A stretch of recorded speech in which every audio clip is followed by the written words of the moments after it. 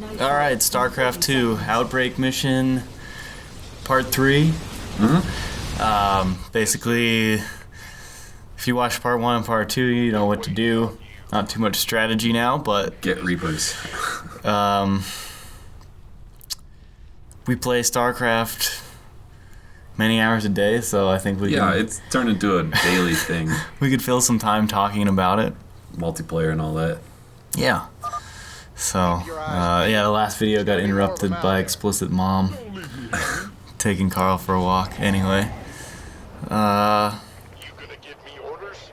So let's see, one thing, you had a couple videos about like hotkeys and stuff like that. Yes. Something that I think you changed this in the settings, but you still don't use it. There's a setting where you can click the middle mouse button in to move the screen. In addition to moving the mouse, like normally to move the screen around slightly, you have to like hit the wall of the screen with the mouse, and that kind of pushes it right or left or up or down. Yeah, you have to the edge of the screen. Right. With this setting on, you click the mouse button in, and you can kind of move the screen around. You can drag it around much faster than you can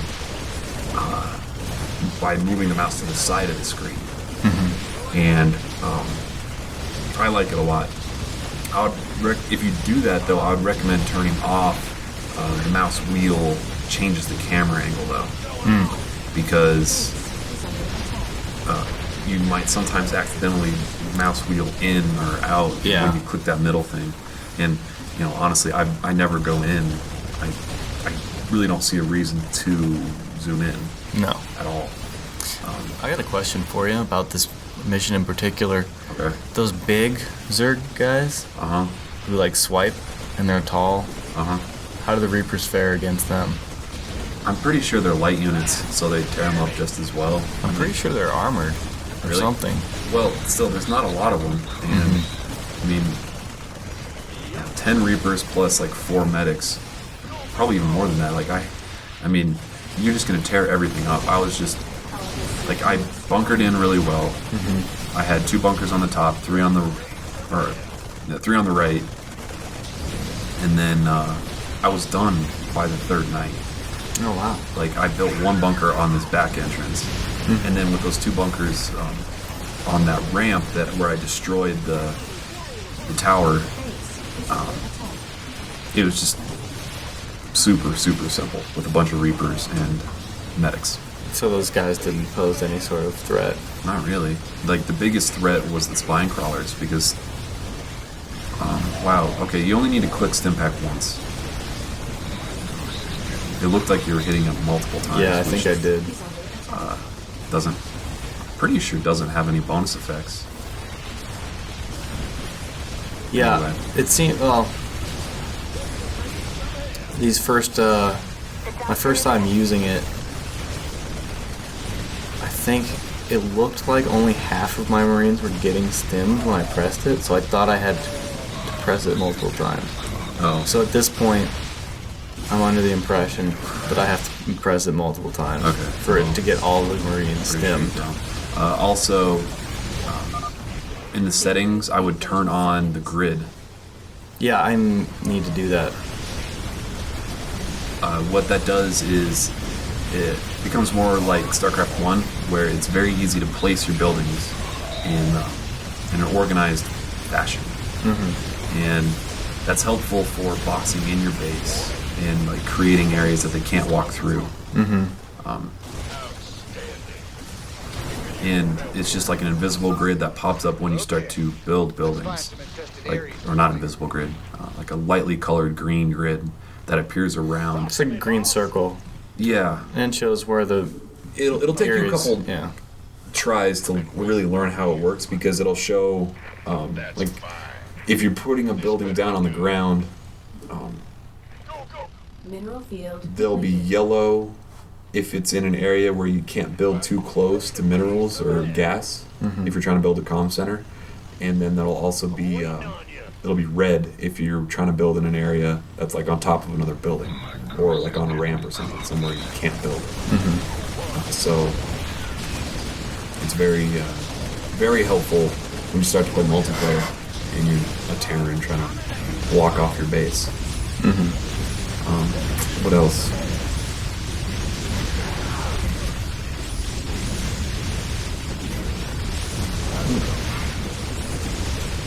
Can't really think of anything else. So this is the point where day 4, you should be clearing out the rest of the buildings if you want to get the achievement for 28 minutes later. I just missed it, so I think my problem was,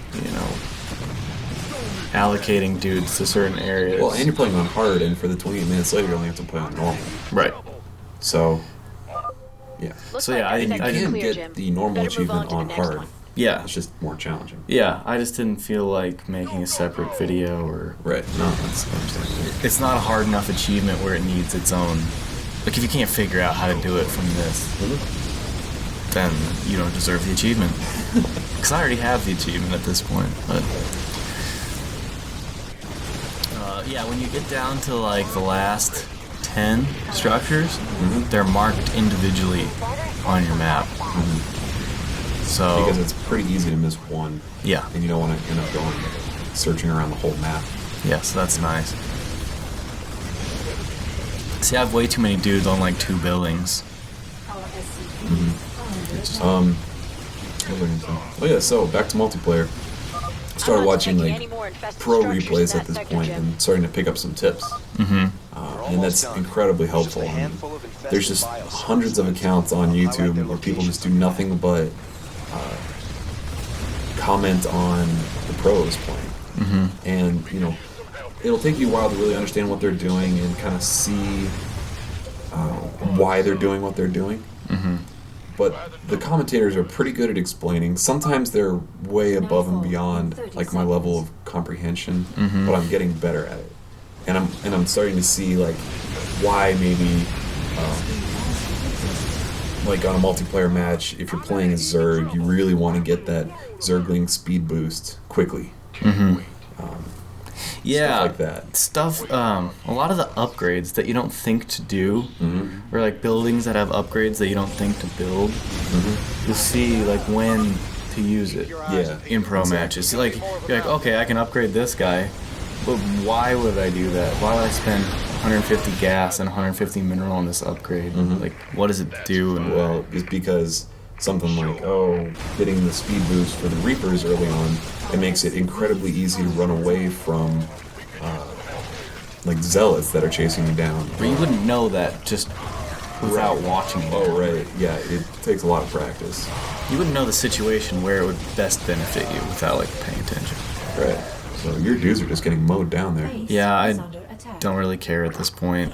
I'm just going down to get the last Zerg Investor research point. Because I've realized that I'm not going to make it. In 28 minutes. Yeah. So I just got 3 buildings. Even though it's night, I think I can handle it. And it's actually interesting how the more buildings you take out, the less dudes there are at night. Well, when you're out killing them at night, they just pop out of the buildings. Right. The buildings spawn the units. Right, that's what I'm saying. So like... At this point, I don't have to worry about getting hit from the south. Because there's no units to the south. Right. There's no buildings. Yeah. So maybe that would be best then. Take out the buildings to the south first, as opposed to the ones to the right or the left. I don't know. I think just getting Reapers and raping would be the best strategy. Well, even with the Reapers, like I lost that back entrance, and I had to kind of scramble to build some bunkers and stuff there. And defend that. Like I had to pull my Reapers back because I've forgotten about the fact that they come through that back door. Yeah. Alright. That's it for this mission, I guess. Oh.